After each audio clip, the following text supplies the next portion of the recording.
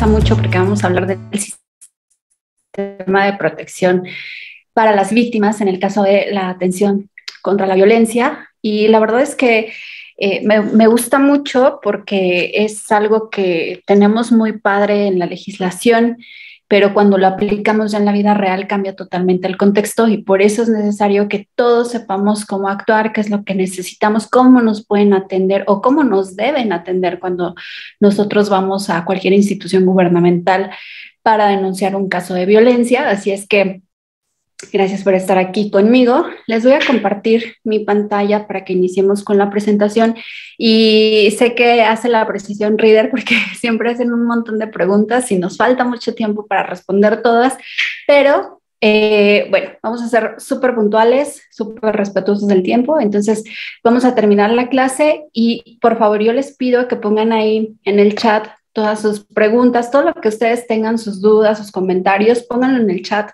para que al final retomemos esa parte y respondamos la mayor parte de las preguntas o retroalimentemos mucho la clase. ¿Ok? Entonces vamos a iniciar, les voy a compartir mi pantalla.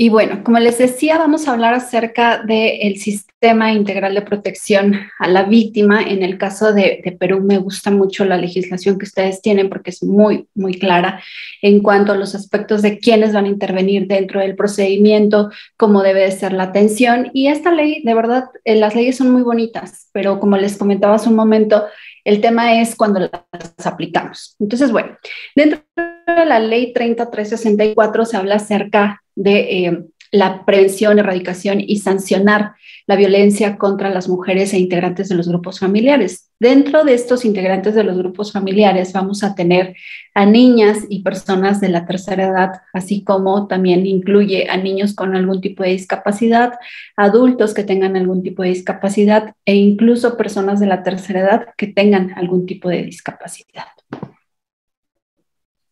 Entonces, bueno, dentro de estos parámetros de actuación de la ley, tenemos ahí el Decreto Supremo 012-2019 que se lleva a cabo, que publica el protocolo base de actuación conjunta en el ámbito de la atención integral y protección frente a la violencia contra las mujeres y los integrantes del grupo familiar.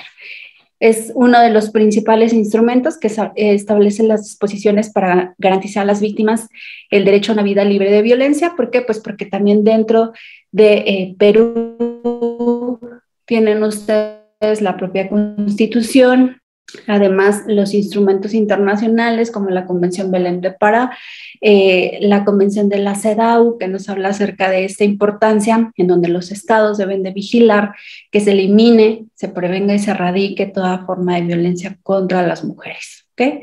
Entonces, bueno,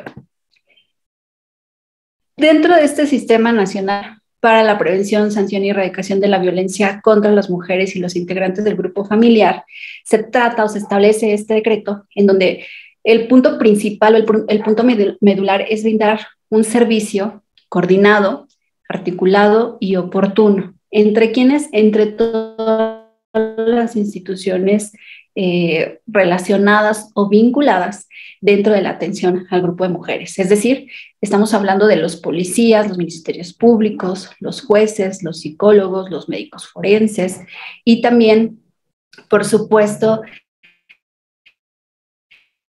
de aquellos que involucran la atención legal, como serían los defensores de oficio o los asistentes legales que se encuentran ahí dentro de las comisarías. Entonces, toda esta coordinación, esta articulación de la atención oportuna hace o contribuye a la protección de la víctima y a su integridad personal. Entonces, ¿qué se debe hacer? Pues coordinar, planificar, organizar y ejecutar. Y aquí tenemos el mayor reto en cuanto a la atención a las mujeres que son víctimas de violencia. ¿Por qué? Porque estamos hablando que dentro de este procedimiento de denuncia, pues cualquier persona puede denunciar, cualquiera, incluyendo a la víctima, incluyendo algún testigo y también los niños que son víctimas de violencia o las personas de la tercera edad, pero también, fíjense ustedes, que la atención de este protocolo nos incluye también a migrantes y personas de la comunidad LGTBI, además incluye también a personas con discapacidades.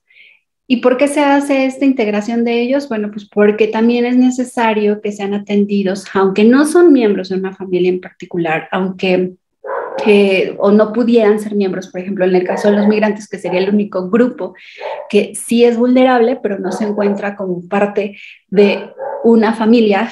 Entonces ahí ya establecemos otro tipo de atención, pero se hace necesaria hacer este apunte de que ellos también reciben la atención y cómo deben de recibir esa atención en caso de que sufran de violencia. ¿Por qué? Pues porque los migrantes, a pesar de que estén en una situación irregular, en el caso de la ciudadanía, en el caso del tránsito internacional, pues también derecho a protegerse de violencia. Entonces, bueno, el reto es coordinar, planificar, organizar y ejecutar a todas las instituciones involucradas. Entonces, otra de las características es que deberán de hacerse a través de acciones articuladas, integradas y complementen. No solamente que todas las instituciones, que todos los operadores estén capacitados, actualizados, que tengan alguna perspectiva de género, que sean personas amables, empáticas, que conozcan que una persona que sufre de violencia necesita tener un ambiente seguro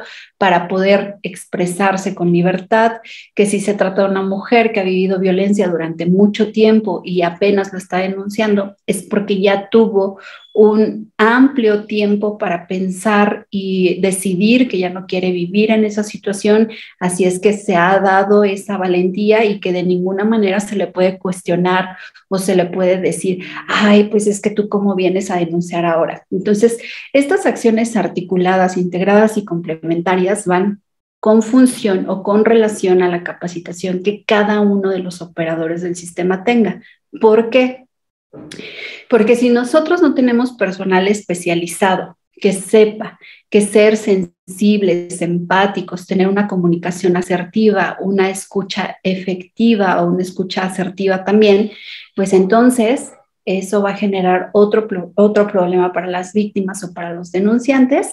Y entonces si no conocemos eso, ¿qué vamos a decir? Ay, es que todos son bien exagerados. Entonces no se hace necesario un espacio de atención, no se hace necesario guardar una confidencialidad, no se hace necesario generar un ambiente de seguridad, porque al final para eso estamos todos aquí. Entonces, eso es también un reto bastante grande para todas las instituciones, además que el trabajar de forma multidisciplinaria también adquiere demasiada relevancia. ¿Por qué? Porque tenemos policías, tenemos jueces, tenemos ministerios públicos, tenemos psicólogos, tenemos trabajadores sociales, tenemos médicos forenses y todos ellos, al trabajar de forma multidisciplinaria, deben de comprender los mismos conceptos, deben de asegurarse o cerciorarse que están entendiendo lo mismo, cada uno de acuerdo a sus tecnicismos. Por eso es importante que las acciones articuladas, integradas y complementarias sean acorde a la función que cada una de las personas va a realizar, pero no se puede eximir ese lenguaje técnico ni se puede dejar de lado esa capacitación especializada que de acuerdo a las funciones que realicen van a tener que tener, enfocada, ¿no? Entonces, bueno, ¿para qué? Pues para brindar una prevención, atención y protección, así como una reparación del daño de la víctima, la sanción y reducción de atención o de contacto con el agresor. Entonces, sí presupone este tipo de servicios, muchos retos para las autoridades, por supuesto para el gobierno aún más, pero aquí tenemos que tomar en cuenta nosotros, por ejemplo, si nosotros hablamos desde la parte profesional que estamos tratando con víctimas de violencia, pues cómo nos debemos de comportar o qué es lo que podemos abonar con nuestros compañeros para trabajar de una forma multidisciplinaria y lograr esos objetivos. Si nosotros somos los usuarios, entonces sabremos que es obligación de quienes nos atienden contar con una capacitación especializada para atenderme a mí como víctima de violencia y que también yo tengo derechos en cuanto a la atención y hay reglas que se deben de seguir para que me brinden la atención necesaria. ¿Qué es lo que se ha logrado? Pues bueno, sí, se ha logrado prevenir un poco y erradicar la violencia contra las mujeres e integrantes del grupo familiar, aunque nos falta muchísimo. Y algo que yo les comento siempre es, una cosa es que tengamos la legislación, otra que funcione al 100%. ¿Por qué? Cuando nosotros hablamos de la implementación de protocolos o políticas públicas de atención a sectores especializados o sectores vulnerables, una cosa es cuando nosotros creamos, pensamos y diseñamos esa política pública porque nosotros lo hacemos estableciendo bien los objetivos, los recursos materiales y humanos que vamos a necesitar y cómo la vamos a implementar y cómo se debe de ejecutar. La falla siempre viene dentro de las políticas públicas cuando viene la parte de la implementación y la ejecución. Y eso va mucho en función de la situación de los recursos, la situación de los materiales que nos puedan proporcionar, no solamente en cuanto a recursos humanos, sino en cuanto a las oficinas, en cuanto a, por ejemplo, hay lugares en donde ni siquiera cuentan con una oficina o no cuentan con una computadora, no cuentan con papelería y eso dificulta el trabajo de los que participan dentro de esa institución. Entonces, las políticas públicas fracasan no porque sean malas, sino porque dentro de la implementación de esa política pública, pues falta mucho. Dime, Jim. Estimado participante, Jim está activo su audio.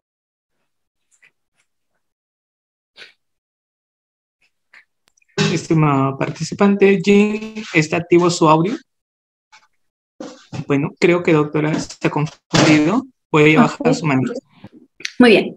Bueno, entonces esto hay que tomarlo en cuenta porque si realmente nosotros tenemos la legislación, pero una cosa es tenerla muy bonita, leerla, estudiarla y otra cosa cuando viene la parte de la implementación, no significa que no sirva, no significa que no esté dando los resultados que debería, significa que está ahí, que la debemos implementar, que la debemos de utilizar y que por supuesto va a necesitar actualizarse porque, por ejemplo, en el contexto actual que vivimos, en donde toda la comunicación es remota o digital, pues bueno, la violencia también ha integrado este nuevo factor, ¿no? Violencia digital, entonces eso se tiene que agregar dentro de la legislación, por eso se tiene que actualizar, pero no significa que nos sirva, significa que tenemos muchos retos todavía que cubrir para que esa legislación sea 100% aplicable y es responsabilidad de quienes de todos nosotros. ¿Por qué? Porque nosotros como individuos también participaremos después dentro de una institución, dentro de atención a víctimas, o también seremos aquellos que asistan de forma legal a las víctimas y necesitamos conocer todo esto. Bueno, dicho esto, dentro de las instituciones involucradas para la atención a víctimas en el caso de violencia contra las mujeres o cualquier integrante de la familia, pues tenemos ahí el Ministerio de la Mujer y, por supuesto, el Ministerio de Salud, el Ministerio del Interior, el Ministerio de Justicia y Derechos, el Ministerio de Educación, el Poder Judicial, el Ministerio Público, los gobiernos regionales y locales. Entonces, una de las características de mayor atención o que da mayores resultados por no solamente la agilidad que implica para la atención a las mujeres víctimas de violencia, pues es la línea 100. Ha tenido bastante auge y la verdad es que muchas mujeres se han acercado para que se les brinde atención a través de la línea 100, porque es un número fácil de recordar, porque es algo que nosotros prácticamente todos tenemos a la mano un dispositivo telefónico y eso hace que la atención pueda ser más rápida. Entonces, a través de esa línea 100, llamas, generas tú la denuncia, ahí te van a orientar, te van a informar y te van a decir o te van a canalizar a la institución a la que debes de acudir ya para presentar una demanda o para darle seguimiento a este tema. Entonces, también está el chat, por ejemplo, y es muy bueno porque todos los que a veces las mujeres no se quieren atrever a platicar porque no pueden hacerlo, porque quizás están en compañía de su agresor, así es que a través del chat también ha sido muy buena la forma de atención y en la que las mujeres se han atrevido a buscar esa ayuda. ¿Qué nos dice la ley 30364? Pues bueno, ¿quiénes pueden denunciar? La víctima y cualquier persona que sea testigo. ¿De qué? De la violencia. ¿De qué tipos de violencia? Bueno, tenemos un montón de violencia, pero las más reconocidas son la psicológica, la económica, la patrimonial, la física, la sexual, la reproductiva y también tenemos la violencia digital. Entonces, ¿a dónde se puede denunciar? Se puede acudir a cualquier comisaría, que además ya ahí hay una unidad que se encarga específicamente de recibir la atención o de dar la atención a las mujeres que sufren violencia, dentro del Ministerio Público, al Poder Judicial, y también se puede reportar en los CEM, en los Centros de Emergencia para Mujer, en la línea 100 y en el chat 100. Esto es bien importante que lo tengamos y que lo sepamos, porque a veces alguien nos dice, es que, ¿sabes qué? Yo estoy sufriendo de violencia, o conozco a alguien, o yo me di cuenta de lo que pasó, pero no sé qué hacer, o no sé qué decir, o no sé si yo puedo hacer algo al respecto. Bueno, pues sí. Es importante que conozcamos a dónde se puede dirigir, así que la forma más efectiva será siempre la línea 100 o el chat 100, como les comentaba hace un momento, pero también puede acudir a cualquiera de estas instituciones, comisaría, Ministerio Público o Poder Judicial, en donde deberá ser atendida, escuchada, orientada y, si es necesario, pues canalizada. ¿Para qué? Pues para atención médica, atención psicológica o la atención jurídica, y todo esto deberá de hacerse de forma gratuita, lo cual es muy importante que también sepamos y difundamos. ¿Por qué? Bueno, imagínense ustedes que cuando una mujer es víctima de violencia física, pues no solamente es la única violencia que sufre, ya tendrá algún tipo de detrimento por violencia psicológica y también, por supuesto, que estará controlada en el ámbito económico o patrimonial. Entonces, una de las cosas que hace que la mujer regrese con su agresor o que no se atreva a denunciar es la parte económica. ¿Por qué? Porque carece de recursos. Entonces, si esa mujer además tiene hijos o dependientes económicos, pues por supuesto que no va a poder irse de forma rápida del lado del agresor porque no tiene cómo solventar sus gastos o a dónde irse, o no tiene lo mínimo indispensable para poder solventar los recursos o los gastos de sus hijos. Entonces, esto es bien importante que lo tomemos en cuenta, porque a veces pensamos que la violencia solamente se da de una forma o se puede manifestar de una forma. No, la violencia se puede manifestar en sus diferentes tipos y en diferentes niveles. ¿Okay? Entonces, bueno, también dentro del protocolo de atención a las víctimas de violencia se habla acerca de la atención diferenciada a las víctimas, y esto es bien, bien importante. Hace un rato les comentaba que cuando una mujer se decide a denunciar la violencia de la que es víctima, es porque ya ha pasado mucho tiempo, le ha costado mucho trabajo confrontarlo y ser realista, le ha costado mucho trabajo decidirse a alejarse del agresor. Entonces ella llega de por sí ya con esa culpa de, pues es que me tardé mucho, cómo fue posible que yo permitiera que esto avanzara. A veces se cree que la mujer no piensa eso, ¿no? Ay, ¿cuántas veces hemos escuchado si está ahí es porque le gusta? No, es que la mujer tiene muchos tabús todavía que romper, y uno de ellos es la culpa. La mujer cree que es la responsable de que el agresor la trate así. ¿Por qué? Porque también ha vivido violencia psicológica, y la violencia psicológica ha hecho que ella se crea tonta, fea, que nadie la quiere, que nadie le va a creer, que aunque ella vaya y denuncie, pues es la palabra de ella contra la del agresor y que al final no va a pasar nada.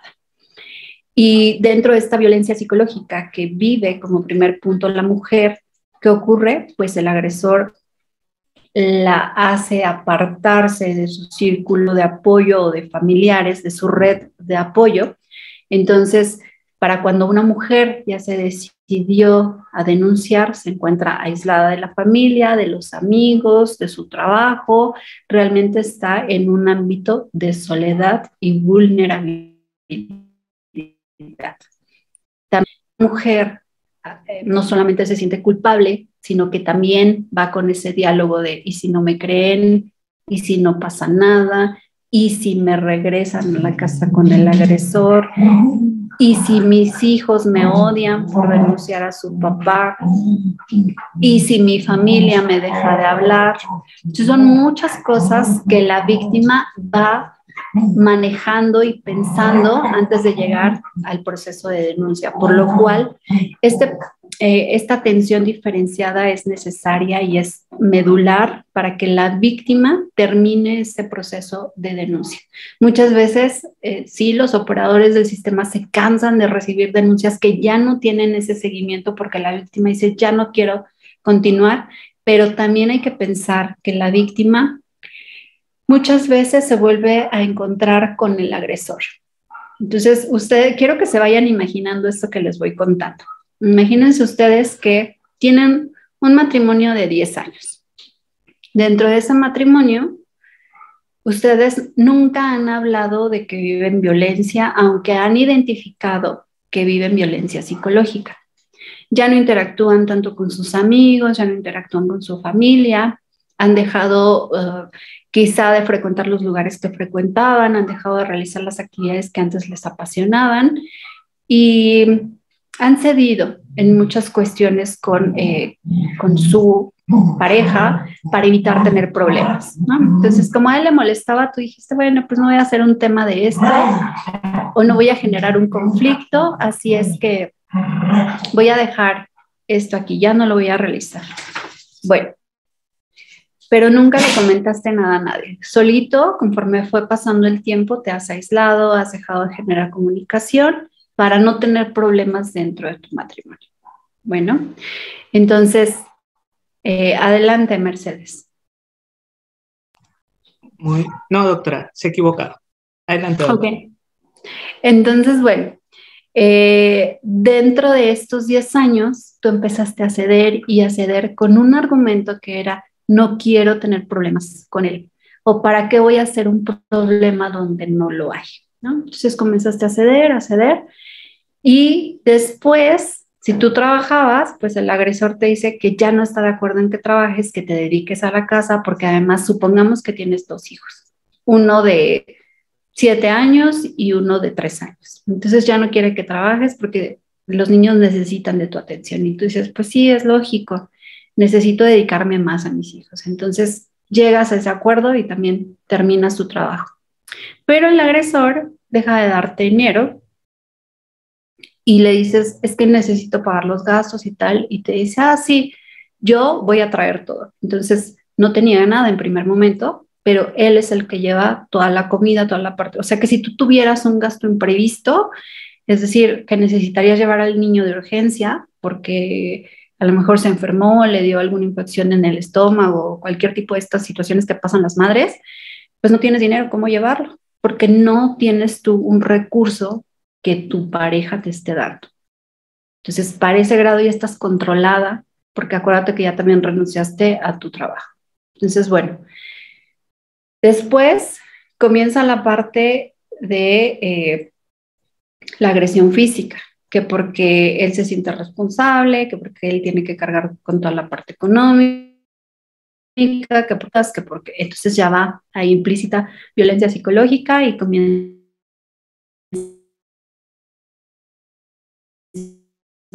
la violencia de diferentes niveles. La psicológica es la más sutil, sin embargo es la más peligrosa. ¿Por qué? Porque hace que tu autoestima se caiga, porque hace que no creas quién eres, pierdes tu confianza, pierdes incluso en algún momento pierdes la brújula de quién eres tú y hacia dónde vas. ¿Por qué? Porque todo lo has seguido al agresor, ¿no? Cuando notas, te quedas tú en un aspecto solitario, sin un vínculo familiar, sin un vínculo con los amigos, pendiente de lo que pueda ocurrir con tus hijos, en este caso que les contaba a lo mejor un niño de 3 años y un niño de 7, pues no es tan fácil. Y como te has alejado de tus familias, de tus amigos, todos, no tienes a quién acudir y contarle lo que está ocurriendo y estás empezando a tener agresiones físicas. Entonces, la atención diferenciada es medular para que una víctima continúe con su proceso hasta el final. ¿Ok? Hay que comprenderlas. Sí, entiendo la parte de la frustración de los operadores del sistema. Ya, es que vino a denunciar y después dijo, no, ya la quiero retirar porque ya nos contentamos y todo está bien y ni era tan grave lo que había pasado. Entiendo esa parte de la frustración, pero también hay que tomar en cuenta todo el recorrido que ha pasado la víctima y que no es fácil. Y también hay que tomar en consideración que dentro de ese recorrido también se pudo haber generado ya algún tipo de codependencia de la víctima con el agresor. Entonces, no nada más es juzgarlo y ahí está ahí porque le gusta, es que esta señora viene y denuncia y luego quita la denuncia, quien la entiende. No ejercer esta parte de juzgar, sino atender a la víctima justamente con estas características, con calidez, con empatía, con celeridad y oportunidad, sin ningún tipo de discriminación. ¿Por qué? Porque a nosotros no nos corresponde. Si eres operador del sistema de justicia, a ti no te corresponde ejercer ningún juicio, ni moral, ni de ética, ni nada. Tu obligación es atenderlo con esas características o atenderla con esas características. Si te dice es que yo me he dejado golpear 10 veces y esta es la 11ª y yo no denunciaba porque pues al final es mi esposo y yo lo quería, pero ahora que ya corre más riesgo mi vida, pues sí quiero hacer algo, no te pongas en un papel de juzgar, ay, como 10 veces y esta es la 11ª, pues ¿a qué viene, no? ¿O para qué dejó que pasara tanto? Eso no te corresponde. Tú tienes que atenderla con empatía, lo tienes que hacer rápido. A veces algunos operadores dirán, ay, pues si ya pasaron 10 años y la golpearon 11 veces y apenas viene, pues bueno, ahí que se espere. No, no es ahí que se espere, es la tengo que atender. Entonces, se tiene que atender de forma rápida, ¿ok? Y también se tiene que hacer sin ningún tipo de discriminación. Entonces, nada de hacer juicios, nada de decir ahí que se espere o saben que es la señora que vino la otra vez, entonces, pues seguramente vienen con el mismo cuento, ahí déjala. No, hay que atenderla, ¿ok? Entonces, estas características se dan en concordancia con espacios de atención amigables y especiales para la entrevista y el uso de un lenguaje ordinario de la víctima. Les comentaba yo hace rato que cuando trabajas en un grupo multidisciplinario es necesario que nos olvidemos un poco de los tecnicismos. ¿Por qué? Porque lo que yo puedo entender como abogado no lo va a entender igual el psicólogo. Lo que el psicólogo aplica con sus tecnicismos, pues no lo va a entender el juez y no lo va a entender el Ministerio Público y tampoco el policía. Por eso hay que cambiar ese lenguaje técnico por un lenguaje sencillo. Y lo mismo ocurre con la víctima. Se le va a atender y se le va a explicar y toda la orientación, toda la información que se le brinde debe de ser con un lenguaje sencillo.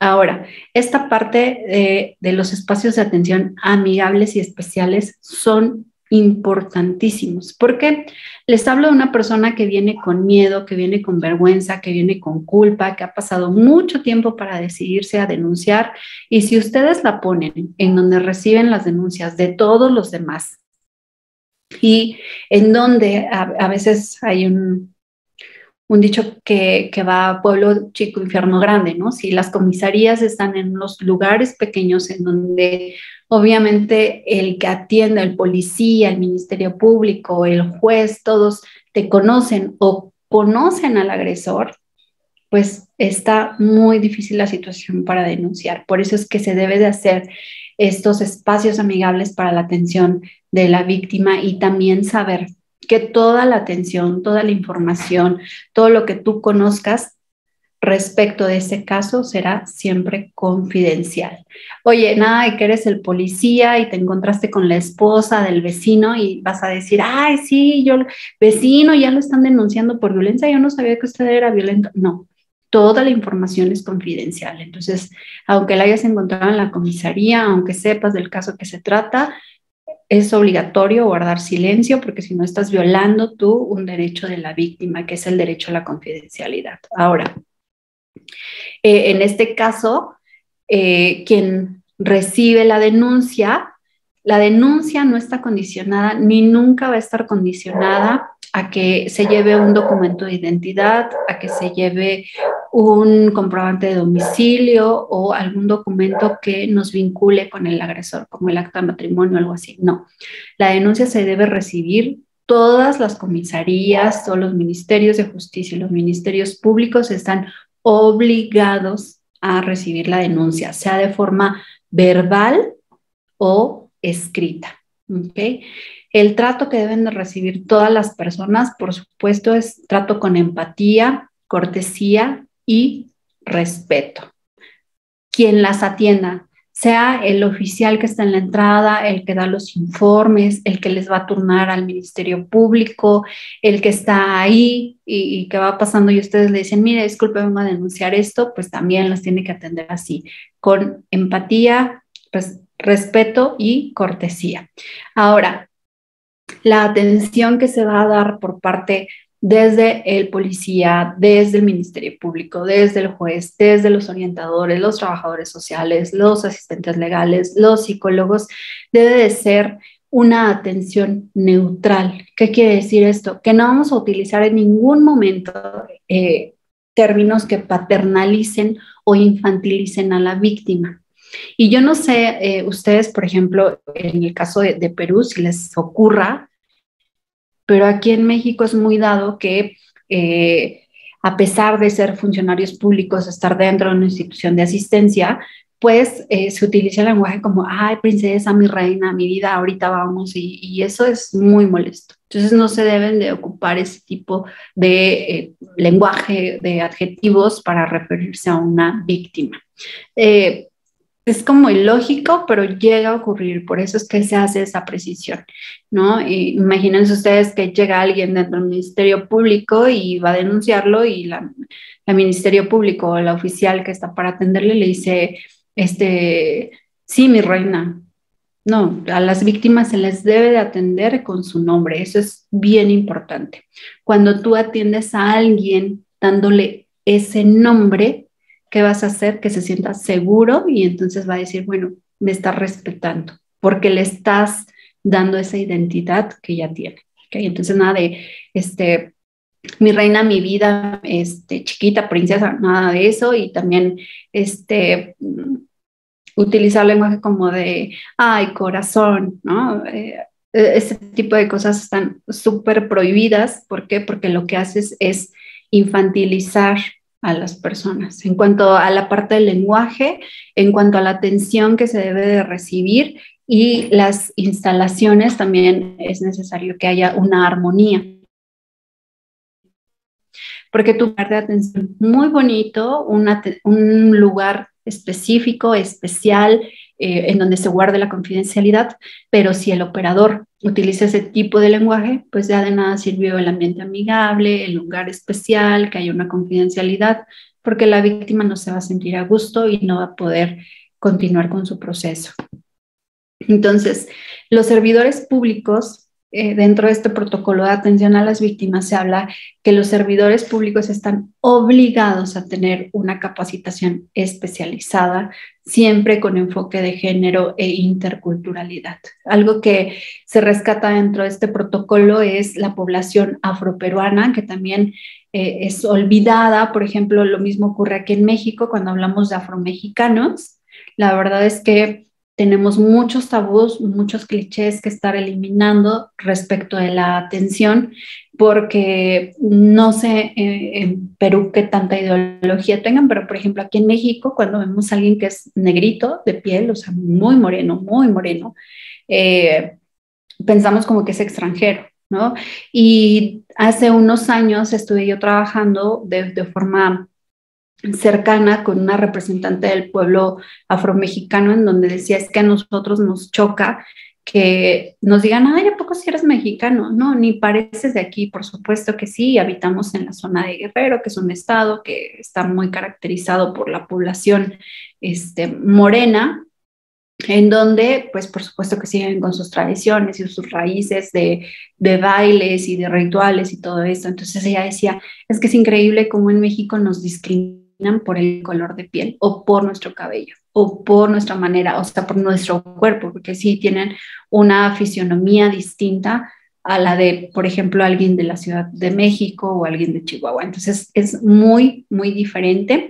Y dentro de este protocolo de atención para las víctimas también se hace esa precisión en cuanto a los afroperuanos. ¿Okay? ¿Por qué? Porque no debe de existir discriminación de ningún tipo, ni por piel, ni por la fisionomía, ni por el tono de voz. También hablan acerca de la comunidad indígena o de los pueblos originarios que tampoco deben de sufrir este tipo de discriminación. Entonces hay que estar atentos respecto a esa capacitación en género e interculturalidad. Y también nos habla de la puntualidad en citas posteriores. Una de las características que impide que una víctima siga con este proceso es que amerita mucho tiempo, mucho desgaste. Entonces, cuando va y hace su denuncia, le dicen, tiene que regresar usted en 8 días. Y la vemos aquí el próximo viernes a las 5 de la tarde, por favor. A esa hora la vamos a atender y ya le vamos a dar toda, le vamos a presentar al trabajador social o al psicólogo para que trabaje con usted. Son servicios gratuitos y tal. Entonces, la víctima se presenta el siguiente viernes a las 5 de la tarde, muy puntual, y son las 6:30 de la tarde y no la han atendido. ¿Eso qué representa? Que la víctima ya no quiera regresar, porque dice es hora y media, más todo el tiempo que me tardé en venir, representa un gasto económico de mi casa a la comisaría, representa que si tengo hijos con quien los deje cuidando, entonces ya no puedo estar más tiempo aquí esperando. Entonces es obligatorio que haya una puntualidad en citas posteriores y si no, que eso se reporte. La víctima también lo puede reportar.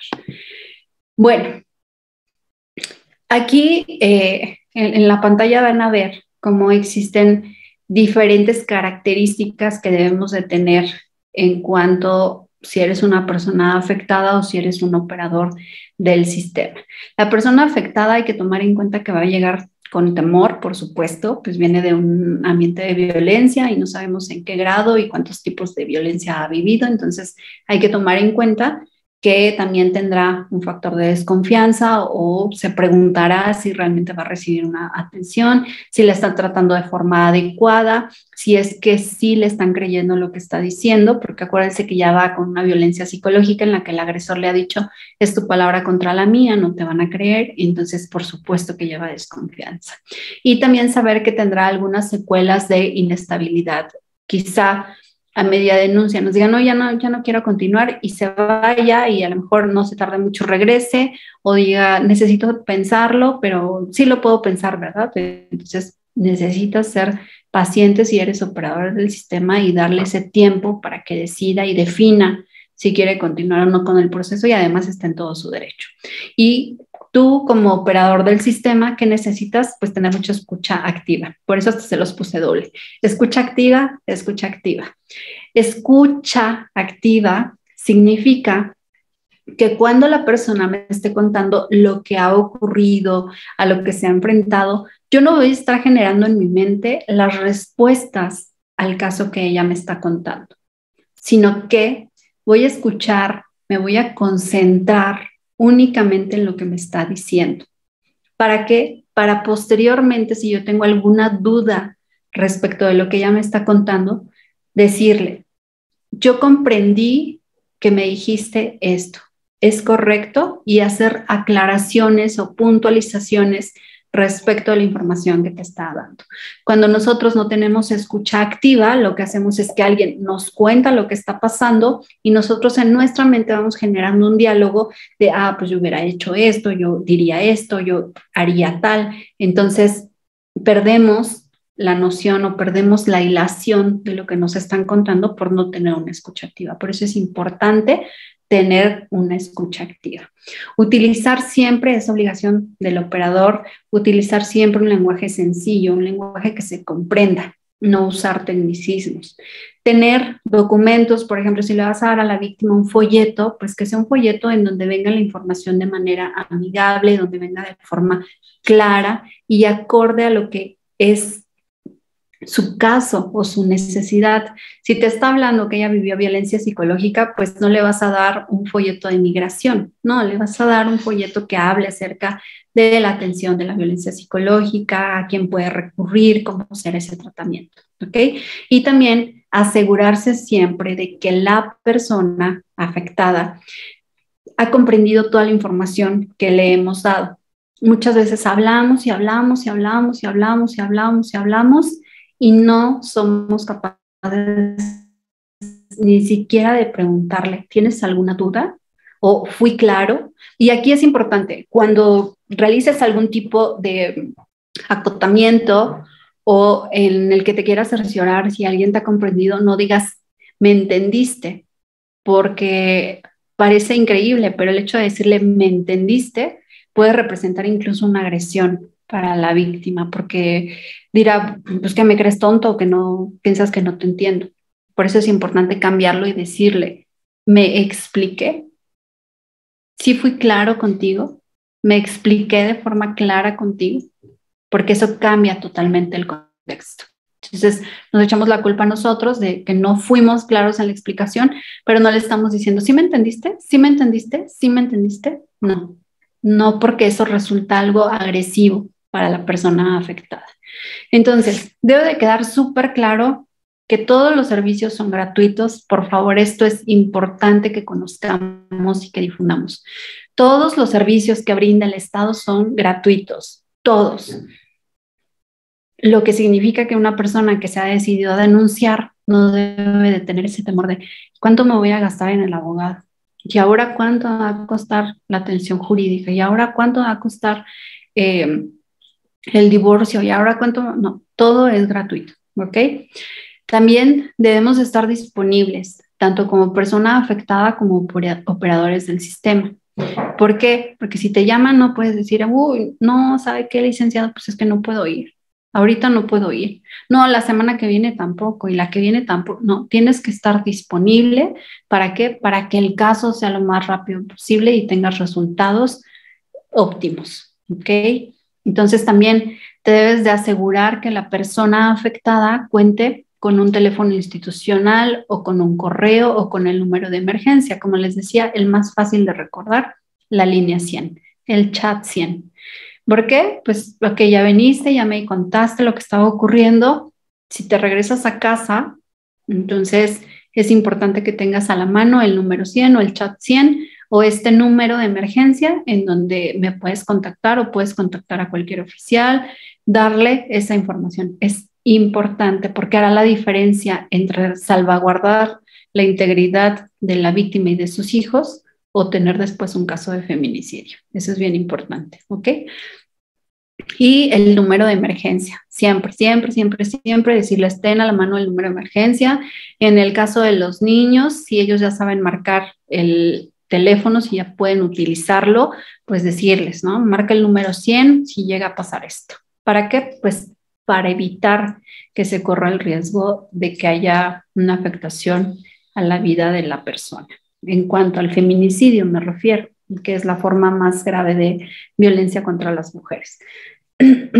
También es importante que se haga la precisión que la violencia no desaparece. No desaparece ni va a minimizar. La violencia siempre se va a incrementar y, por supuesto, se corre el riesgo de pasar de un tipo de violencia física, económica, psicológica y patrimonial hasta un feminicidio. Por eso es bien interesante que le demos el seguimiento, que haya una atención integral y que estemos pendientes de cómo van esos casos. En México tenemos muchos casos en donde la mujer se ha presentado, ha denunciado y el Ministerio Público le dice, bueno, sí, está bien, regreses a su casa. Y la mujer, o sea, pero ¿cómo no van a ir por el agresor? No, es que tenemos que investigarlo y es que tenemos que hacer esto y es que tenemos todavía que hacer tal cosa y unas diligencias y no sé qué. Se regresa la mujer a casa y termina el caso en homicidio. Por eso es importante hacerles esta precisión. Ahora, dentro ya de este proceso de denuncia, pues también la mujer debe saber que tiene dos opciones, ¿no? Si realmente corre peligro o su integridad o su vida se encuentra en riesgo, entonces deberá de solicitar las medidas de protección necesarias, que es algo que vamos a ver más adelante, pero también ponerle eso sobre la mesa, ¿ok? Preguntarle, si tú te sientes en riesgo, sientes que tu vida corre peligro, que está en un riesgo inminente o latente, ¿quieres que pongamos las medidas de protección? Y entonces ya será otro procedimiento el que llevar a cabo, pero sí preguntarle, o sea, hacer siempre esta parte de la información para que ella sepa que también cuenta con ese tipo de herramienta. Ahora, dentro de este protocolo de atención, algo muy importante es el contar con señaléticas adecuadas. ¿Qué pasa, por ejemplo, si nosotros vamos a las comisarías y nos atienden en el mismo lugar en donde se reciben otro tipo de denuncias? Pues ahí va a haber mucha afluencia, mucho ruido y normalmente no se va a sentir la víctima con la confianza de expresar todo lo que le está ocurriendo porque está ahí con más personas, porque no se resguarda su confidencialidad ni su privacidad. Entonces, estará como un poco tímida. Y también si hablamos de personas, por ejemplo, que no hablan castellano, sino que tienen otro idioma, si las señaléticas no están de acuerdo a su idioma, si no están de forma bilingüe, pues no sabrán a quién acudir. Entonces se hace necesario que existan señaléticas bilingües, que dentro de las comisarías haya una persona que te oriente o te asesore, de tal manera que te diga, bueno, si tú vienes a este caso, pues vas a pasar acá. Ahora, si se trata de lugares en donde se atienden cualquier tipo de delitos y de denuncias, pues entonces se procurará en la mayor parte de lo posible el tenerla de una forma separada o donde no haya tanto tránsito ni tanto ruido para que la información sea mayor. Las entrevistas siempre deberán realizarse por personal especializado, es decir, que ya tengan esa capacitación en género e interculturalidad. Y en caso, fíjense ustedes, en caso de que la persona no hable castellano, la entrevista tendrá que realizarse con una persona que sea bilingüe. ¿Para qué? Pues para asegurarse que realmente la denuncia que están poniendo y la atención que reciba sea acorde a lo que está denunciando. En México tenemos casos en donde las personas de pueblos originarios, comunidades indígenas, al no hablar español, pues no entienden de lo que se les está acusando. Entonces tenemos cárceles en donde ellos están participando dentro de un proceso para ser sentenciados, en donde desconocen de qué se les acusa. Tienen ahí mucho tiempo, ¿eh? Entonces, afortunadamente ya es obligatorio que se cuente con un traductor. Entonces, las entrevistas se deben de hacer con personal especializado y bilingüe en caso de que las personas que se acerquen o las mujeres o los niños que se acerquen a denunciar no hablen el castellano, deberán ser atendidas por personal especializado bilingüe. Se debe de hacer en un ambiente adecuado, en un resguardo de privacidad, dignidad, intimidad y acorde a las necesidades de la persona. Se debe de garantizar la privacidad auditiva y visual. Y aquí les pongo mucho este ejemplo en donde a lo mejor vas a la farmacia y compras, no sé, toallas sanitarias o algún tipo de condón en donde no quieres que las personas te vean porque pues, es algo privado. Y ¿qué hace la cajera, no? Gritar, ¿cuál es el precio de los condones? Y pues ahí delante de todos los que están en el área de farmacia, pues eso hace que te exhibas, ¿no? Entonces, lo similar ocurre en las comisarías, aunque pudiera parecer irrisorio, pero realmente eso ocurre, ¿no?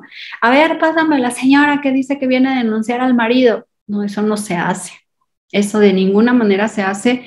¿Por qué? Porque entonces la víctima ya se presenta con este mal sabor y con este temor de que su privacidad no sea resguardada, ¿no? Entonces, además, si lo hacen gritoneando, pues todos los que están ahí dentro de las instalaciones, ¿qué es lo que hacemos? Por instinto, pues volteamos. Al voltear, vas a darle ya un rostro a la persona que ha sufrido de violencia. Entonces, es muy indispensable que ese proceso se evite, porque ahí ya estamos llevando a cabo algo que se llama revictimización, al exhibir a la persona. Y está obviamente prohibido llevar a cabo cualquier proceso de revictimización dentro de las denuncias. También se deben de proveer servicios con información clara y accesible, si se tienen trípticos, si se tienen volantes, si se tienen algún tipo de diagramas o flujogramas. Es importante que sean claros, que sean amigables, que todo el lenguaje que utilicen sea sencillo y también estar estandarizado y dar a conocer los derechos y los pasos con el proceso de denuncia y medidas de protección. Entonces, sí es necesario explicarle a la mujer, bueno, tú acabas de dar este primer paso, pero también va a ocurrir lo siguiente. Una vez que nosotros hemos tomado los datos, tenemos que investigar, tenemos que analizar qué es lo que va a pasar, si encontramos al agresor, si lo vamos a detener y también decirte a ti que esto también va a ser necesario que tú recibas atención psicológica, médica, legal y te vamos a dar esto, ¿no? Que estás haciendo una denuncia, que se va a abrir un expediente, contarle todos los pasos porque eso le va a dar seguridad a la víctima. ¿Okay? Entonces, esta atención o este apartado que se hace respecto al protocolo es bien importante porque muchas veces se trataba de forma discriminatoria a aquellas personas que no hablaban castellano. Y, por ejemplo, aquí en México, ahí viene el lindito ese, ni le entendemos, quién sabe qué dice. No, no es el lindito ese. Todos tenemos derecho a recibir atención y entonces se le debe de llamar al traductor para que se le reciba y se le atienda sin discriminación, con perspectiva de interculturalidad y dándole todo el respeto a sus derechos humanos. ¿Ok? Por ejemplo, hablando de un flujograma que hable respecto de los pasos que van a seguirse en el caso de violencia, es necesario que la mujer conozca qué pasos vamos a tener dentro de este proceso, porque eso le da seguridad. Entonces dice, bueno, ok, yo ya estoy en el paso de denuncia, entonces lo que sigue es esto. Y encontré este flujograma justamente de la región Junín, en donde, miren, está padrísimo, la verdad es que a mí me encantó porque es muy claro y además los colores que utiliza, fíjense cómo es importante también esta parte de que todo el material sea con colores que generen esta calidez, que generen esta amabilidad dentro de los diagramas, los flujogramas y que las imágenes sean acordes a lo que estamos explicando. Entonces, bueno, dentro de este flujograma dice, paso 1, violencia contra la mujer, y ahí viene estipulada, ¿no? Física, psicológica, sexual, económica, acudo a la denuncia y ahí viene el Ministerio del Interior, ahí vienen los centros de emergencia de la mujer, después dice, obtengo del juez una medida de protección y o cautelar, después dice, me derivan a una evaluación física o psicológica, se remite a la fiscalía para una apertura de investigación, se hace la calificación de las pruebas, si son insuficientes, pues se archiva. Si son pruebas suficientes, se formaliza la denuncia ante el Poder Judicial. Tras la denuncia, se condena o se absuelve. Si se condena, se ejecuta la sentencia y si se absuelve, se da un seguimiento y acompañamiento a través de la policía, el Ministerio del Interior, el Ministerio de Justicia. Y dice, si estás en una área alejada, el juez de paz de la comunidad puede recibir tu denuncia y emitir las medidas de protección necesarias. De ser el caso, derivará al juzgado especializado o a la fiscalía correspondiente. Entonces, este flujograma, la verdad es que me gustó mucho porque es bastante claro. Y eso mismo aplica para todos los casos de atención de violencia. ¿Okay? Bueno, ¿cómo deben de ser los espacios de atención? Deben de ser espacios diferenciados. Si, bueno, como les comentaba hace rato, si se reciben cualquier tipo de denuncias, cualquier tipo de atención, sí debe de existir un lugar diferenciado. Se tiene que informar el tiempo de espera aproximada. A lo mejor estás recibiendo a alguien que ya está realizando la denuncia y aquí esto es importante. Cuando una víctima de violencia está denunciando, Se puede tardar lo que quiera. Entonces no tenemos aquí, me va a tardar 10 minutos ahorita, en 10 minutos la atiendo. No, pero sí un aproximado. Si es que estás recibiendo otro caso de atención, decirle, bueno, estoy recibiendo otro caso, pero en cuanto termine, me voy a referir a usted. Entonces, también decirle, me puedo tardar aproximadamente, darle una hora aproximada, ¿no? Y justamente es utilizar ese término. Aproximadamente en una hora la puedo atender porque estoy recibiendo otro caso o estoy atendiendo otro caso, pero sí ser específico con que se le va a atender y el periodo de tiempo. También acondicionar espacios de espera amigables, eso es indispensable. Acuérdense que va la mujer ya, pues sí, vulnerable, expuesta, con un montón de sentimientos encontrados, con desconfianza. A lo mejor se encontrará, si la agresión acaba de ocurrir, pues irá dependiendo del tipo de violencia que fue, pero si fue física y es evidente, pues la atención tiene que ser inmediata. Aunque tú estés recibiendo otro caso, tendrás que atenderla o tendrás que poner a otro servidor público para que te ayude a atenderla de forma inmediata, si es que el caso lo amerita. Entonces, sí es poner un espacio amigable en donde pues no haya tantas personas, en donde se resguarde la privacidad y la identidad de la mujer que lleva a cabo la denuncia. Se debe de evitar el hacinamiento y evitar un alto tránsito o fluidez de personas dentro de esa área para evitar que haya interrupciones o para evitar que la mujer no pueda programar o no pueda dar justamente un diálogo o una conversación hilada respecto de lo que pasó por las interrupciones. Entonces, si vamos a atender, es imprescindible que la oficina esté cerrada, por supuesto, para evitar interrupciones de, y ahora que atiendas esto, que atiendas lo otro, ¿por qué? Porque entonces si no, la víctima también se pone en un aspecto como de desconfianza mayor y de vulnerabilidad y dice, pues ya no voy a hablar. O si le están interrumpe y interrumpe, o hay lágrimas de por medio, pues a quien le gusta que lo vean llorando, ¿no? Entonces, por eso hay que evitar que sea un lugar de alto tránsito y de hacinamiento. Dentro de las medidas de protección que se pueden brindar a la mujer, dependiendo del tipo de violencia y el nivel de violencia que se esté viviendo, es necesario que hagamos esta precisión para decirle a ella, ok, tú me estás contando que vives violencia física, psicológica, emocional, que tienes hijos o que no los tienes. Entonces, nosotros podemos brindarte este tipo de atenciones o de medidas de protección contra el agresor. Uno, podemos establecer que él salga del domicilio, ¿okay? Lo vamos a retirar de tu domicilio, es decir, tú no tienes que salir, no tienes que estarte preocupando por a dónde vas a ir, si te van a recibir con tus hijos o no, si va a haber espacio en casa de alguien más. No, el agresor sale de tu casa. O también lo que podemos hacer, si tú ya has decidido salirte o ya te saliste de tu domicilio, pero ya no quieres tener contacto con él porque te manda mensajes, porque te llama, porque te han mandado correos, si tú quieres evitar este tipo de contactos, entonces podemos impedir que él se acerque a ti. Se le puede notificar, ¿no? Y también se le puede prohibir que exista cualquier tipo de comunicación contigo, con la finalidad de proteger tu vida y tu integridad, así como la de tus hijos.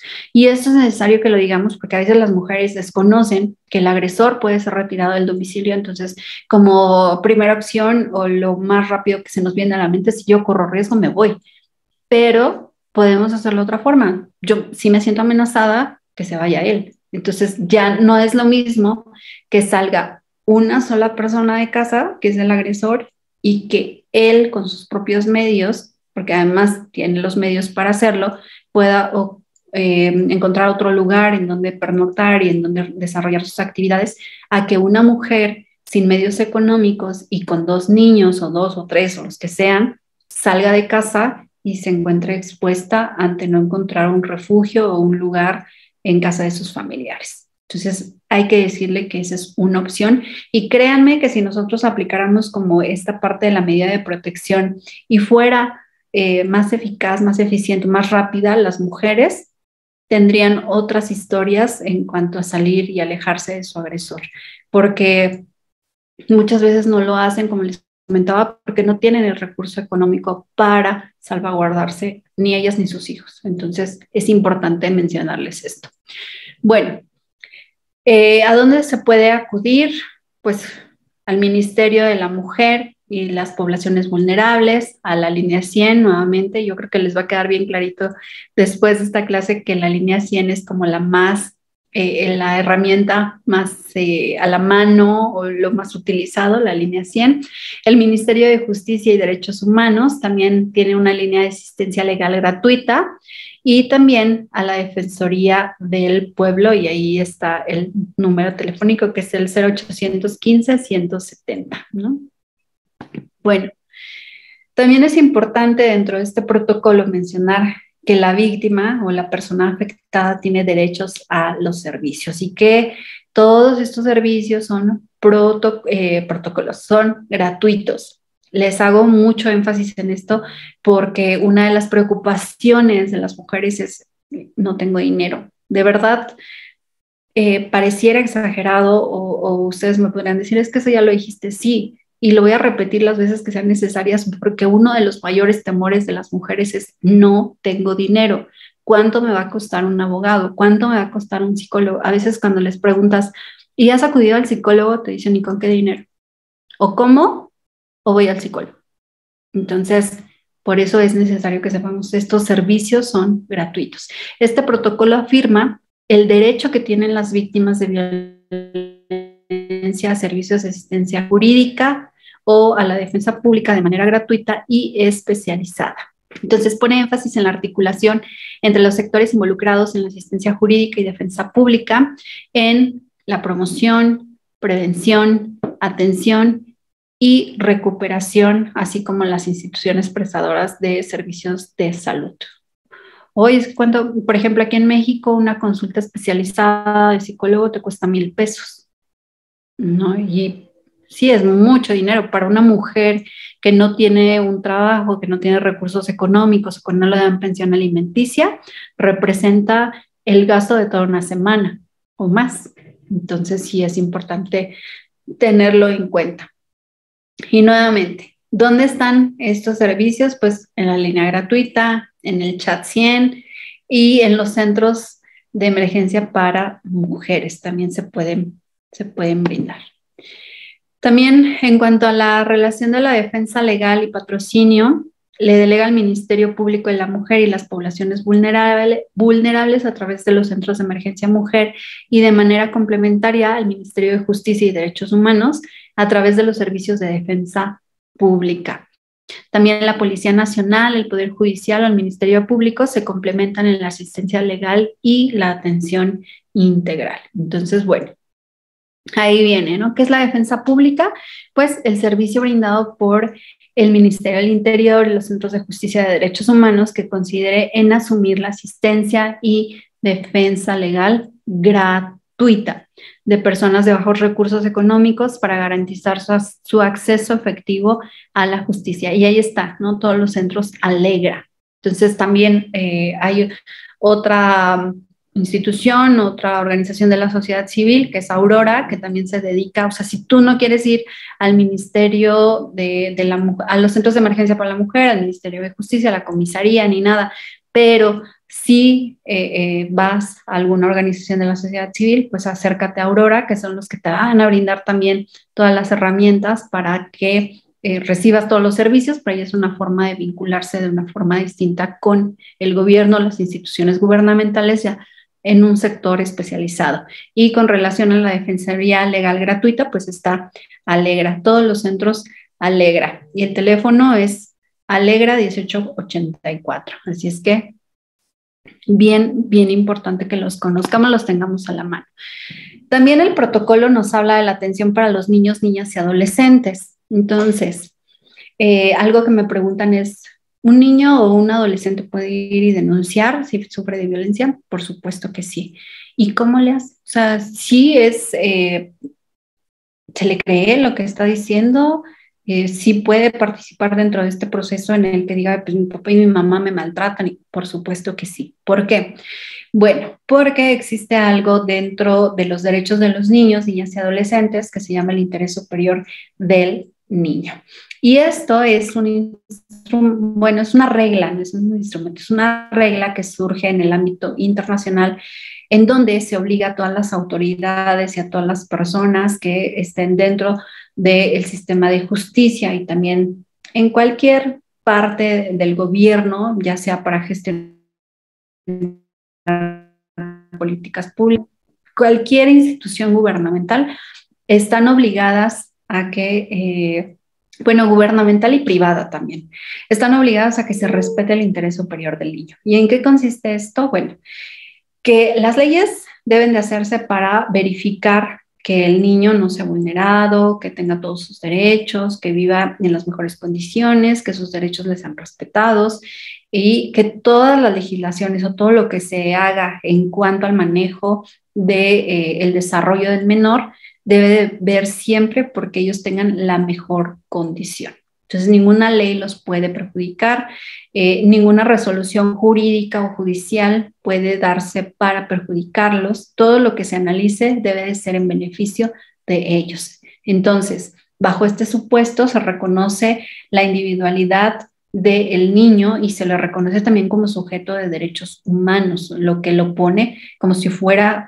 una calidad de adulto, aunque sabemos que no lo es, pero en este caso para que se le respeten sus derechos y para que exista este cuidado del interés superior del niño, pues entonces se le toma como un sujeto de derechos humanos y se le va a respetar lo que él está diciendo. Por eso es que se hace esta aclaración dentro del protocolo. Si ustedes llegan a ver un niño de 10, 11 años que va a denunciar a la comisaría, pues bueno, vamos a hablar, ¿no? También, ojo, es importante, porque ahora los niños ya están muy acelerados, ¿verdad?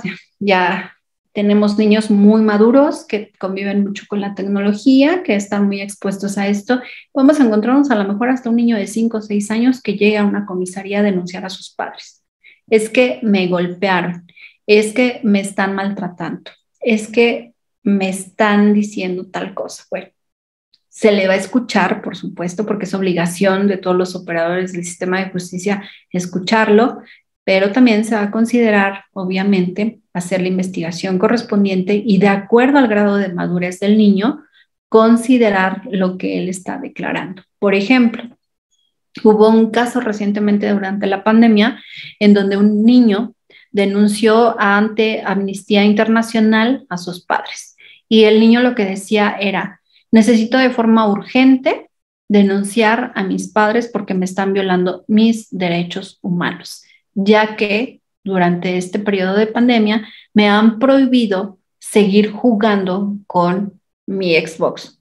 Entonces, me redujeron las horas de juego de 4 horas a 1 hora y dicen que es porque no estoy haciendo mis labores, pero yo tengo derecho a seguir jugando. Y fue una carta que llamó mucho la atención porque el chico tenía 10 años y realiza esta carta para Amnistía Internacional. Los padres se han vinculado a una investigación porque le están violenta derecho a estar jugando. Felices porque no tienen recursos para sobrevivir, o aquellos que están en zona de guerra, o aquellos que han sido desaparecidos, o que están siendo víctimas de personas, redes de trata de personas, pues entonces seguramente hablaremos con tus padres, ¿no? Como dándole a entender que hay casos que muy graves y que lo que él comentaba, pues bueno, estaba argumentando de forma adecuada, pero hay cosas que se deben atender de manera prioritaria, ¿no? Entonces, por eso es que los operadores del sistema deben de atender al grado de madurez del niño y hay que conocer todo el contexto. Y ojo con esto, las investigaciones que se hacen para los casos de niños, niñas y adolescentes deberán siempre estar supervisados, ¿ok? Entonces, si me llega un niñito de 5 años, es que yo quiero hablar contigo, ahí, ojo, siempre debe tener un asistente legal o un tutor. Ahora, si lo que el niño va a denunciarte es violencia que sufre por parte de la madre y el padre, pues por supuesto que no le vas a llamar a la mamá y al papá para que estén presentes dentro de la entrevista que le vas a hacer. Pero entonces tendrás que asegurarte que esté acompañado de un asistente legal para evitar responsabilidades jurídicas tú como operador del sistema de justicia si es que llevas a cabo una entrevista sin que el niño, niña o adolescente esté acompañado. ¿Ok? Entonces, atendiendo a estos principios, pues justamente se hace entrevista por un especialista, que en este caso será el psicólogo o un trabajador social, o incluso puede participar un criminólogo, pero si existe un psicólogo de cabecera en la comisaría, pues será quien lleve a cabo la entrevista. Y también les comentaba con participación de los padres o tutores, pero si los padres son los agresores, pues de ninguna forma podrán estar dentro de la entrevista, sino se le tendrá que llamar a un tutor o a un asistente legal de la propia comisaría. ¿Okay? Y también se deben de identificar los factores de riesgo que afectan su integridad. En esto es bien importante porque, miren, como primer punto, los niños deben de tratarse como individuos, ya les comentaba hace un rato, como sujetos de derechos humanos, tienen el derecho a ser escuchados, no ser interrumpidos, no burlarse de ellos, porque lo que para un adulto pudiera ser no grave o pudiera parecer un berrinche, para un niño le está impactando su desarrollo, y no nada más el desarrollo físico, sino emocional, y también está afectando a su personalidad. Entonces hay que poner atención. Se tiene que tomar en cuenta su opinión. Entonces, sí, vamos a establecer este grado de madurez, vamos a ver qué grado de madurez tiene el menor. ¿Para qué? Pues para considerar lo que me está diciendo, pero voy a tomar en cuenta su opinión, sobre todo en aquellas decisiones que lo afecten directa o indirectamente en su vida o en sus actividades, o que haya cambios significativos. ¿En qué? En su desarrollo, en sus actividades, en su vinculación, en su desarrollo familiar, en su desarrollo escolar, en su desarrollo personal. Entonces, hay que escucharlos. Cada una de las personas que reciba a los niños, niñas y adolescentes para los casos de atención de violencia están obligados a tratarlos como individuos, a escucharlos, a no interrumpirlos y a valorar su grado de madurez para determinar cuál va a ser el siguiente paso y darles la atención necesaria en el caso de violencia familiar. Ok. También es bien interesante cuando llega un niño, y bueno, en realidad en cualquiera de los grupos vulnerables, o en cualquiera, sea mujer, sea persona de la tercera edad, sea discapacitado, sea la comunidad LGTBI, sea migrante, lo que sea, siempre el operador de justicia se debe de presentar. En este caso, como estamos hablando de un niño, te debes de presentar. Si tienes una credencial, será mucho mejor. En donde dices, mira, yo, por ejemplo, yo soy Lara y estoy aquí o para escucharte, o o lo que quiero que me cuentes es lo que veniste a denunciar. Y una denuncia se trata de, y entonces hacer toda la explicación en un lenguaje sencillo y de acuerdo a la edad del menor, y cerciorarnos de que ha comprendido la información. También hay que decirle cuáles son sus derechos. Entonces, ok, tú veniste a denunciar que tus padres son los que te golpean. Entonces, lo que quieres hacer es decirme que sufres este tipo de conductas por tus padres. Bueno, pues aquí estamos obligados nosotros a cuidarte, a protegerte, porque mira, la Constitución lo dice, porque hay muchas leyes que te hablan de que tú no puedes ser violentado, que no puedes ser golpeado. Entonces, explicarle. Y también dentro de esta explicación decirle qué trámite está haciendo y en qué consiste, como los pasos. Se deben de identificar las necesidades de atención. Por ejemplo, si te habla de un caso de violación sexual, pues por supuesto que es urgente que llames al médico legista, al médico forense, para que te lleve a cabo esta parte de el examen médico y explicarle al niño, ¿no? O si te estás denunciando violencia física, ok, vas a hacer el análisis de todos los hechos y vas a anotar todos los hechos. ¿Para qué? Pues para que formen parte del proceso de investigación. Se recomienda mucho que solamente se lleve a cabo una entrevista, porque si no, estamos generando un proceso de revictimización con los menores. Entonces, una entrevista en lo posible. Por eso hay lugares especializados donde se llevan a cabo estas entrevistas, en donde ya tienen ahí las cámaras, entonces tienes acceso al audio y video para evitar que haya otra entrevista y otra entrevista en donde el menor te esté contando, y pues ahí ya estamos fastidiado y ya no tendría como mucho sentido, porque estamos ejerciendo procesos de revictimización. Entonces, los espacios que son adecuados para las entrevistas de ellos, pues deberán de contar con acceso a video y audio, para que tú después hagas una recuperación de esa información y no los estés llamando a diferentes entrevistas presenciales. Se debe de crear un clima de confianza, usar preguntas abiertas en donde permitas que el niño se exprese con total claridad, nada de hacer preguntas de sí o no, porque eso generaría un sesgo dentro de la entrevista del menor y evitar los procesos de revictimización.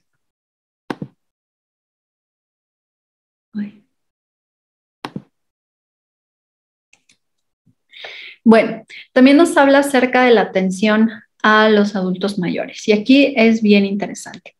Los adultos mayores, cuando son víctimas de violencia dentro de su círculo familiar, pues ¿quiénes serán los que los violenten? Pues sus propios hijos, sus nietos o algunos cuidadores. Entonces, tenemos que atenderles de forma respetuosa. Está ahí marcado dentro del protocolo de una forma respetuosa, con un lenguaje sencillo, un lenguaje claro, y también nos tendremos que dar cuenta si ellos sufren algún tipo de discapacidad, ya sea psicomotriz, perdón, o también si tienen algún tipo de enfermedad que no les permita tener ya estos, pues sí, como caminar bien o hablar bien, o por lo menos expresarse de forma continua, ¿no? Entonces hay que identificar si existe un deterioro cognitivo o un deterioro físico y apoyarles en todo eso para que su entrevista sea lo más amigable que sea posible. También hay que hablar directamente con ellos. Si ellos van acompañados a presentar la denuncia, pues es importante que no nos dirigamos al cuidador o a quien le va asistiendo, sino que nos dirijamos directamente a la persona de la tercera edad, tenerle mucha paciencia, escucharle, permitirle que se exprese, que dé su opinión y sus preferencias, dejar que nos hable de forma clara sobre su situación de violencia y también nosotros establecerle cuáles serán algunas alternativas con las que puede contar, cuál será la parte de tratamiento que llevará para los casos de violencia. Hay que adaptarnos, por ejemplo, las personas de la tercera edad pues muchas veces te cuentan lo mismo en diferentes momentos, ¿no? Entonces puede ser que la entrevista se lleve mucho tiempo, entonces debe ser muy paciente quien está llevando a cabo la entrevista, saber que puede regresar al punto de inicio, pero que de ninguna manera le puedes decir, ay, ese ya me lo dijiste, no, dejarlo que se esté expresando, ¿para qué? Pues para que se sienta respetado y por supuesto que no se lleve a cabo otro proceso de revictimización. El lenguaje que nosotros utilicemos en el tratamiento o en las entrevistas para las personas de la tercera edad debe de ser un lenguaje sencillo, frases cortas, cuidar la audición, ¿verdad? A veces hay personas que no nos escuchan bien ya por el deterioro que tienen en cuanto a su sistema auditivo, entonces si no te escucha bien, pues tendrás que hablar más fuerte o acercarte un poco más para cerciorarte de que te esté escuchando y también cuidar mucho la comunicación no verbal, ¿no? Hay personas que se desesperan mucho atendiendo a las personas de la tercera edad, entonces muestran en forma automática un fastidio, un cansancio y por supuesto que eso hace que las personas no se sientan cómodas en su proceso de denuncia. Entonces, hay que respetar siempre la decisión de las personas de la tercera edad. Si ellos te dicen, pues es que vine para que usted me diga qué es lo que puedo hacer. Pues es que mi hijo me grita. Nunca me ha pegado, pero me grita y la otra vez me amenazó que me iba a correr de mi casa y pues yo quiero que usted me explique qué es lo que puede pasar, si lo puede hacer o no lo puede hacer. Y si tú ya le das toda la orientación a la persona de la tercera edad y le dices, bueno, ¿qué es lo que usted decide? Si te dice, no, pues nada más quería yo saber si lo puede hacer o qué puedo hacer, pero no quiero hacer ninguna denuncia y tampoco lo quiero sacar de mi casa, bueno, se debe respetar la decisión. ¿En qué casos se debe de poner como una alerta? En caso de que la integridad y la vida de la persona se encuentre en riesgo porque pueda ser víctima potencial de algún delito o porque ya se encuentre con amenazas de que haya violencia física, pues entonces sí habrá que tomar en cuenta eso y ya por supuesto no ponerlo en riesgo de estar con el agresor, ¿no? Entonces también es importante que identifiquemos una red de apoyo, pues si el hijo es el mismo que lo violente con el que vive, entonces preguntarle, ¿tiene usted más hijos? Si no tiene más hijos, preguntarle, bueno, ¿tiene algún pariente, algún sobrino, algún ahijado, ¿verdad? Como se acostumbra. ¿Para qué? Pues para generar una red de apoyo que estén al pendientes de él y también Si necesita apoyo en caso de que ya tenga algún tipo de deterioro cognitivo o alguna patología que le afecte en cuanto a la expresión de su propia voluntad, porque también existen adultos mayores que están bajo medicación que les impide manifestar su voluntad o que están prácticamente todo el tiempo drogados o dopados, pues entonces tenemos que tomar en consideración eso y hacer un informe y también darlo a los familiares que sean más cercanos, ¿no? Entonces, se debe trabajar en conjunto con la familia en caso de que digan, bueno, no, es que quizá fue un malentendido, lo que sea, bueno, pues llamar a los hijos, si se tiene más de uno, llamar a todas las personas que puedan generar esta red de apoyo y garantizar que se va a tener una supervisión o un cuidado mayor para el adulto de la tercera edad y también no dejarlos tan expuestos, ¿no? O sea, es decir, darle todas las opciones y si vas a llamar a la familia, decir, o sea, sí ser muy claros que, bueno, fue a informarse y expresarle al hijo o a la hija o a quien esté llevando esta parte de la violencia, decirle que de ninguna forma se tolera la violencia contra las personas de la tercera edad, que se estarán llevando a cabo algunas supervisiones, algunas revisiones constantes para cerciorarse de que la persona de la tercera edad vive una vida libre de violencia y también establecer una red de apoyos y salvaguardas cuando exista alguna incapacidad que le impida manifestar su voluntad, ¿no? ¿Cuántas veces se ha detectado que el hijo mantiene al padre drogado porque dice, pues yo no lo quiero cuidar, yo no lo quiero atender, a mí me fastidia, entonces, pues que lo mediquen y así ya no me da lata, ¿no? Entonces, tenemos ahí un adulto mayor en situación de abandono, tirado en una cama, en donde nadie se hace cargo de él. Entonces, hay que estar monitoreando este tipo de situaciones.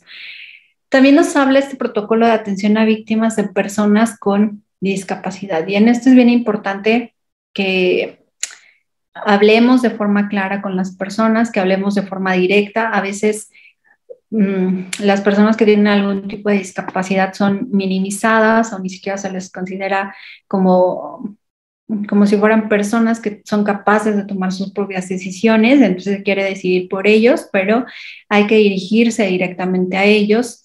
Hay que sí explorar cuáles son los factores de riesgo y de protección con los que ellos cuentan, qué tipo de discapacidad es la que viven, si es cognitiva, si es motriz o si es psicomotriz, pues también determinar cuáles serán las pautas para que se pueda llevar a cabo una atención integral y eliminar riesgos potenciales para ellos. Tener siempre una escucha activa, considerar sus opiniones y preferencias, identificar sus necesidades y brindar apoyo, que también es lo mismo que veíamos con las personas de la tercera edad. No utilizar diminutivos o términos paternalistas, por supuesto, porque eso es ofensivo para las personas. No considerarles incapaces, no limitar la ayuda a lo necesario, o sea, ay, pues como yo veo que no caminas, entonces no lo voy a mandar a tal lugar, sino pues voy a decirle que eso no existe o lo voy a mandar a otro. No, tú tienes que darle toda la información necesaria, se tiene que dar toda la información y la persona con discapacidad es la que va a decidir si acude a esa institución en donde le pueden brindar ayuda o si no acude a la institución, si quiere continuar con su denuncia o no quiere continuar con su denuncia o cuáles son las medidas que preferiría que se tomaran en cuenta para salvaguardar su integridad, ¿ok? Se le debe de dar la información clara y detallada de lo que es el proceso, se le deben de dar todas las opciones a las que está expuesta, ¿para qué? Pues para que tenga un mejor resultado y también no se les debe de considerar incapaces o limitarles la ayuda. En el caso de los migrantes es necesario que reciban toda la información sobre la legislación vigente y los mecanismos previstos en el Perú. Por ejemplo, se deben identificar y fortalecer las redes de apoyo, saber si es un migrante que está solo o está acompañado, si tiene familiares cercanos, si es que quiere establecer el contacto con la embajada o con el consulado de su país para establecer comunicación con su familia en su lugar de origen, pues también se le puede brindar esa información y darle toda la información sobre la legislación vigente y los mecanismos frente a la violencia en Perú para que él tome las decisiones necesarias. Por supuesto, también el traslado de la persona a su lugar de origen o a su red familiar idónea. Entonces, es obligatorio que se busque siempre ese contacto del migrante con su red familiar. Y dentro de la población LGBTI, pues se reconoce el derecho a la igualdad, por supuesto, se los reconoce como sujetos de derechos, no hay una limitación por su orientación sexual, también ellos están obligados a vivir, o más bien, no ellos también tienen el derecho a vivir una vida libre de violencia. Y con relación a la población indígena y afroperuana, pues se considera necesario que se utilicen procedimientos y trámites sencillos y eficientes y ser atendidos en su lengua indígena o originaria y adecuar los horarios de acuerdo a sus necesidades de manera diferenciada. Por ejemplo, en cuanto a los pueblos indígenas y la población afroperuana, pues miren, sí o sí es necesario que consideremos el factor lenguaje, porque debe ser un lenguaje sencillo y comprensible, la señalética bilingüe, debe de haber comunidad con autoridades, y esto es bien importante, debe de existir comunicación con autoridades representativas, nativas. ¿Por qué? Porque acuérdense que en muchos casos la parte del uso y costumbre que ellos llevan a cabo, pues es diferente a nuestra legislación. Entonces hay que estar atentos a eso, ¿no? Establecer esa comunicación y decirles qué es lo que está ocurriendo. Los materiales informativos que reconozcan la diversidad cultural y lingüística con conocimientos tradicionales y prácticas culturales, por supuesto, deben de ser acordes sin ser ofensivos, sin manifestar algún tipo de descalificación respecto a sus costumbres, a sus usos, y también poner imágenes y ejemplos que sean claros para ellos, de acuerdo a la situación que viven, de acuerdo a lo que están viviendo, cómo es en sus prácticas y qué se puede llevar a cabo. Generar un diálogo intercultural y diseñar trámites, esto es lo más importante de todo. Diseñar trámites y procedimientos sencillos, eficientes, flexibles y bilingües. ¿Por qué? Porque, es que pues si ya creamos una política pública que nos habla de la no venta de niños, pues sí, pero no está en el idioma de ellos. Pero nadie les ha explicado que se está violentando el derecho de la mujer, el derecho de la niña, que eso no, a pesar de que sea una práctica que se ha llevado con los años, pues no significa que esté bien, no significa que sea adecuada. Nadie les ha dado este proceso de sensibilización para decirles, bueno, ¿y por qué no dejas que tu hija trabaje? ¿Por qué no dejas que tu hija estudie? ¿Por qué no dejas que tu hija se desarrolle dentro de otro ámbito antes de que la quieras casar o vender con alguien más? O sea, explicarles, porque solamente criticamos y censuramos, pero en algún momento alguien ya se dio a la tarea de llevar a cabo esta parte de la educación, de la sensibilización, del conocimiento, y también incluso preguntarles a las propias niñas, bueno, ¿y tú qué quieres? Si te quieres casar, también en el respeto de esta interculturalidad. Tú si te quieres casar, tú si quieres hacer esto, tú no quieres trabajar, tú no quieres salir a otros lugares a conocer. ¿Para qué? Pues para que haya ese proceso de sensibilización, porque decimos que sí, hay muchos trámites, hay muchas políticas públicas que apoyan, sí, pero no llegan ni siquiera al idioma y no llegan ni siquiera a las regiones rurales, ¿no? Que ese es otro de los temas. Denuncien la violencia. ¿Y dónde? Si no hay una oficina, no hay una comisaría cercana, entonces, ¿a dónde van a denunciar? Aunque las mujeres de los pueblos originarios quieran denunciar, pues resulta que la oficina o la comisaría les queda 2 a 3 horas de trayecto. No pueden hacerlo. Tampoco tienen cómo llegar, con qué medios llegar a esas oficinas para que se les dé la atención, ¿no? Entonces, hay que tomar en cuenta esto. Y también, bueno, nos habla acerca de la atención a las víctimas, cuáles son las instituciones que brindan los servicios de promoción, atención y recuperación de las víctimas, que en este caso la recuperación de las víctimas es algo que amerita mucho tiempo, no es algo que se dé de la noche a la mañana, sobre todo si es una víctima que ya estaba viviendo niveles de violencia graves y diferentes tipos, pues no va a ser muy fácil ni sencilla su recuperación, pero por eso es que deben de trabajar en conjunto la comisaría, el Ministerio Público, el Poder Judicial, los centros de emergencia mujer, los establecimientos de salud, la Unidad de Protección Especial, el Instituto de Medicina Legal o de Ciencias Forenses y en este caso, si existen refugios temporales, los centros de atención de residencia geriátrico, que son los lugares de acogida temporal con confidencialidad y seguridad necesaria para las víctimas, pues son los que se van a encargar de hacer todo el demás trabajo, de pulir todo el trabajo, en donde la víctima siga recibiendo la asesoría legal, jurídica y psicológica para ponerla en salvaguarda y recordar siempre que un proceso de recuperación pues no es sencillo, no es fácil. Algunas personas lo logran hacer rápido de acuerdo a su capacidad de resiliencia. Hay que les costará mucho y habrá otras que habrá fuertes otras, pero que el proceso de recuperación de las víctimas debe de ser atendido y debe de ser algo que nos importe mucho, porque de eso depende que las cifras o las estadísticas de feminicidios o de niñas asesinadas o de niñas vendidas, explotadas con fines de trata, con fines de explotación sexual, pues sean minimizados, ¿no? Entonces hay que poner atención en esta parte.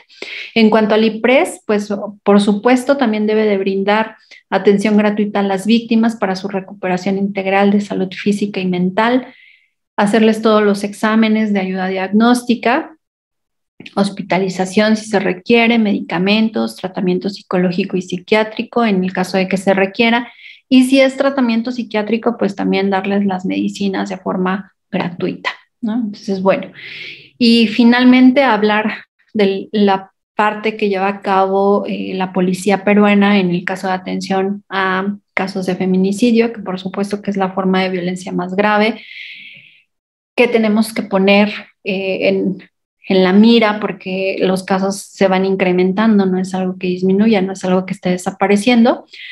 Y siempre va a haber, por supuesto, la recepción de la denuncia. Aquí ya estamos hablando de que la víctima ha perdido la vida, por lo tanto, la víctima no es la que denuncia, es cualquier testigo o cualquier familiar o cualquier persona que es afectada por este feminicidio. Entonces, se hace la recepción de la denuncia, las autoridades verifican los hechos, se identifica a las personas involucradas y dentro de este proceso de identificación de personas se establece quiénes son las víctimas secundarias y terciarias para brindarles la atención necesaria.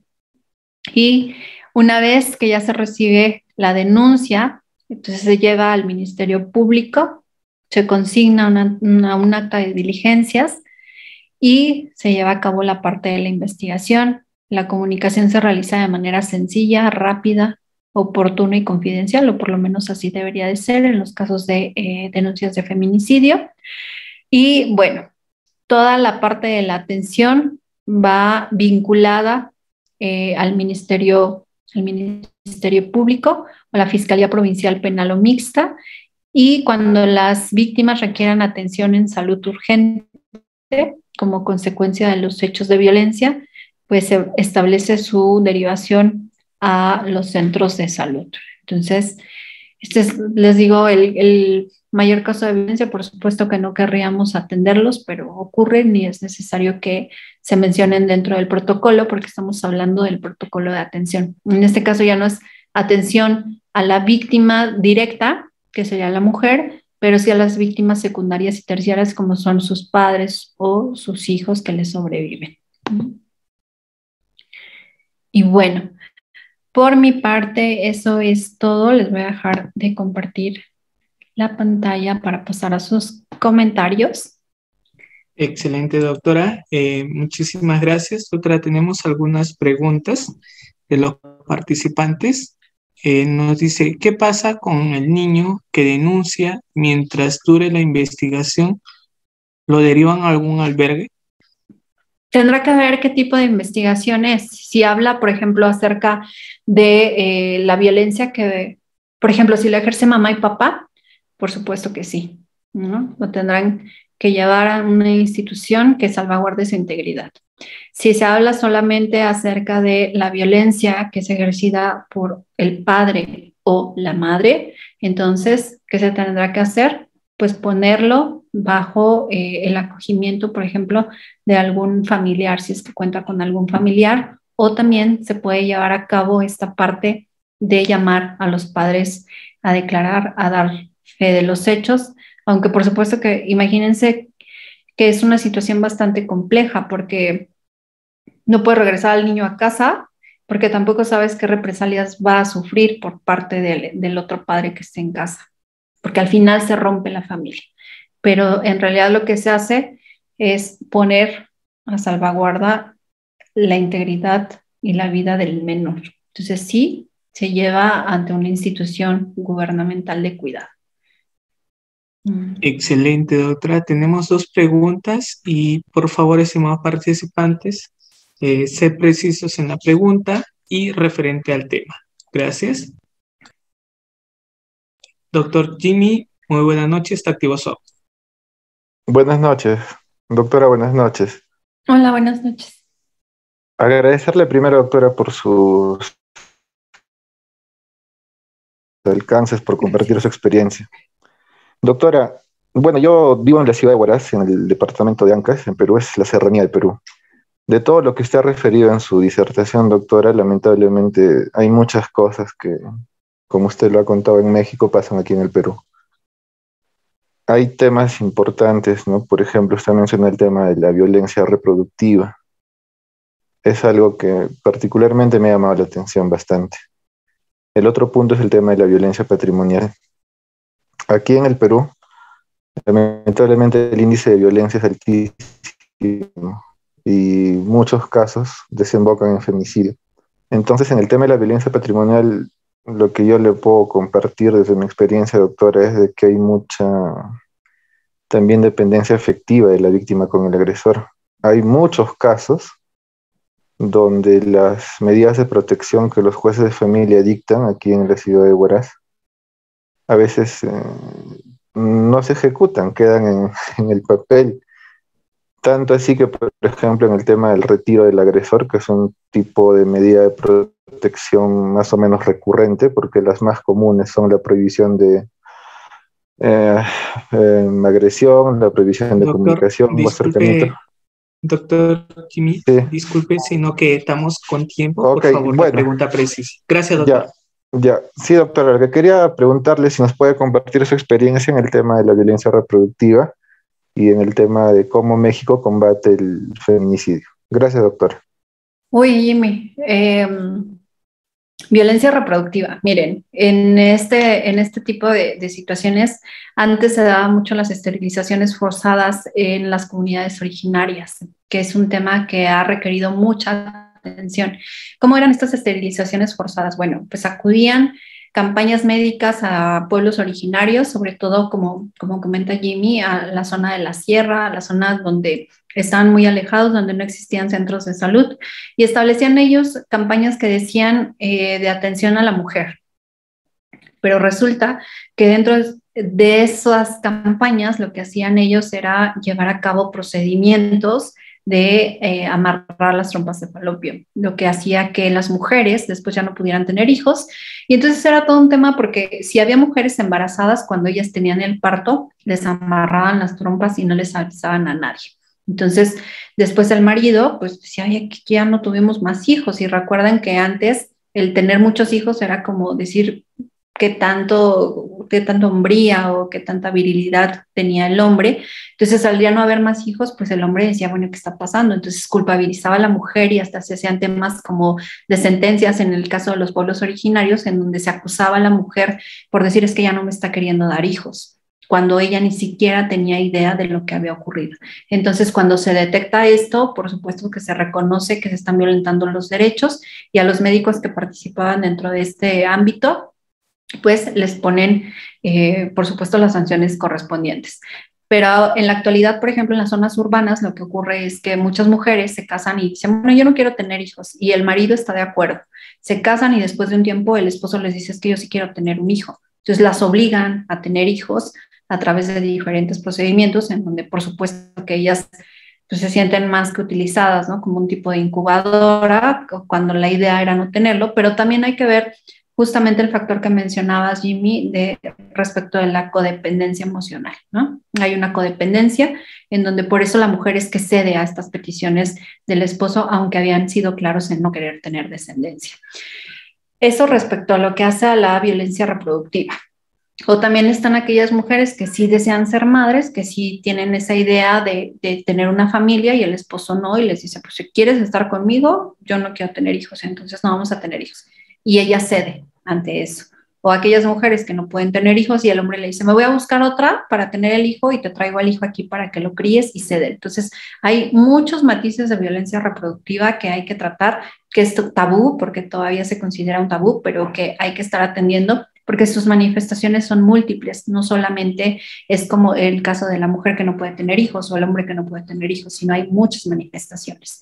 ¿Y cómo se atiende el feminicidio en México? Pues lamentablemente tenemos muchas cifras que están subiendo, están incrementándose de una forma bastante alarmante. La realidad es que hay muchas víctimas secundarias y terciarias que no son atendidas como deberían.